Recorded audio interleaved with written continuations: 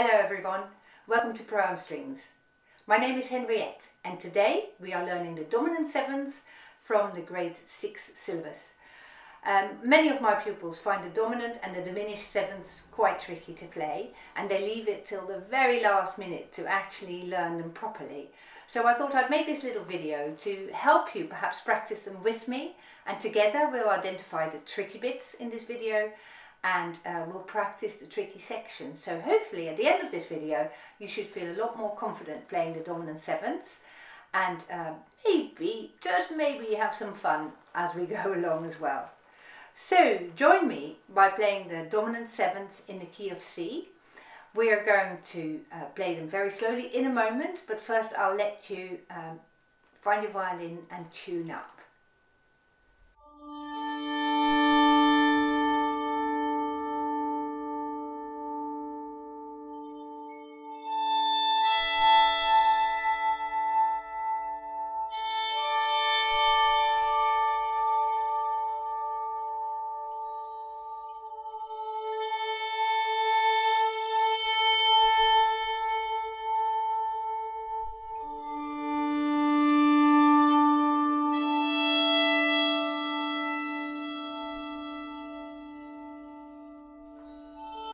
So here we are playing the dominant seventh in the key of C.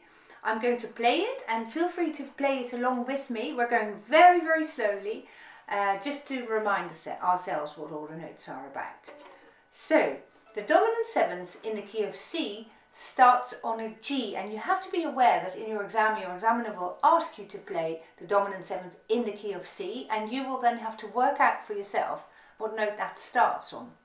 Now, most of you will probably know that this starts on the dominant. Now the dominant is the fifth note that you come across in the scale of C. So if we go C, D, E, F, G, the dominant is the G, and that's your starting note. This is how you can work out all the starting notes of the dominant sevenths. So here we go, we'll play it very slowly. I'll count us in for 4. 1, 2, 3, 4.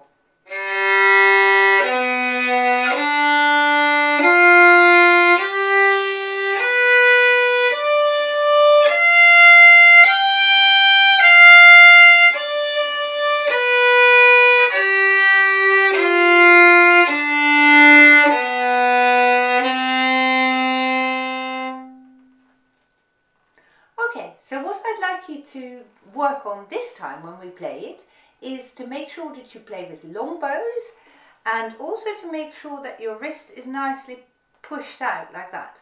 Sometimes I come across students that play with their wrist like this, and you can clearly see what it does to my fingertips. Look, if my wrist comes in, my fingertips move away from the strings, but that's not where we need it. We need my fingertips close to the strings, so that makes a difference if you push your wrist out a little bit. Okay, let's work on those two things. So push your wrist out as much as you can and use long bows. We're going to play towards the top note. So the top note is going to be our loudest note. 1, 2, 3, 4.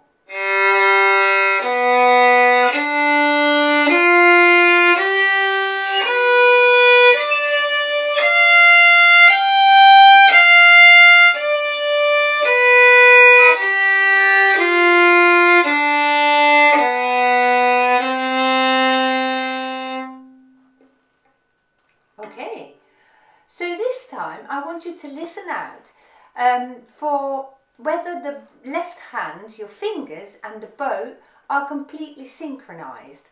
They need to be moving exactly at the same time, or else you'll get this sort of sound. And that's not what we want. We want to listen out that the fingers come down exactly at the same time as the bow moves from one bow stroke to the next. So listen out very carefully what happens in your playing. 1, 2, 3, 4.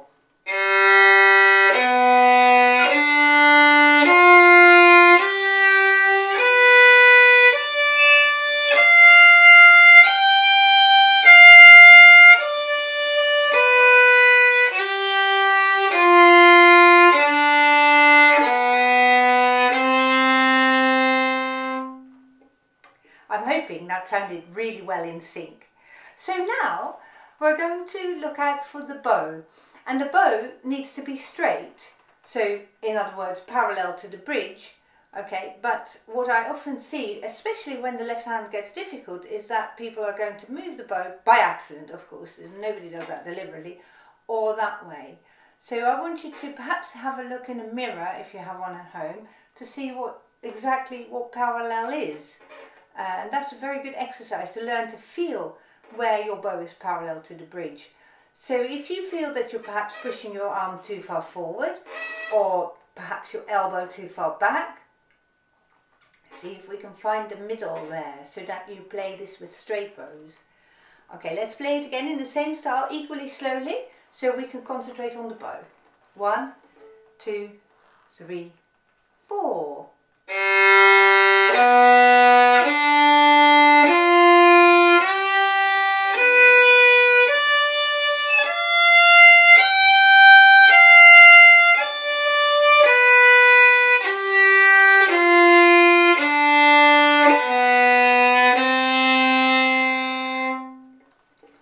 Lovely, so you're another step in the right direction now. Let's now play this slurred, because you're required to play this both separate bows and slurred in your exam. And this time we're going a little bit faster. I'll count us in for 4, which are the beats of the quavers. 1, 2, 3, 4.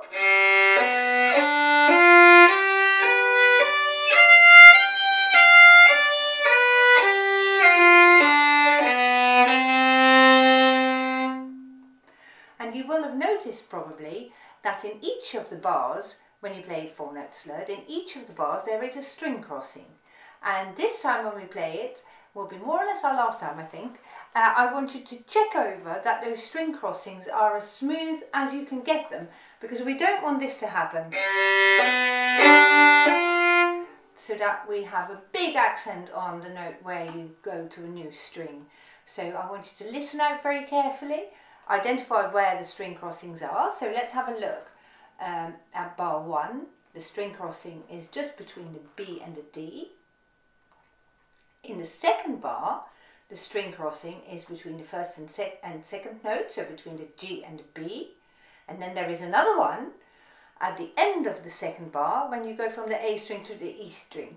Okay, so be very, very careful that you don't jerk the bow on those string crossings. We're playing it slurred again. 1, 2, 3, 4.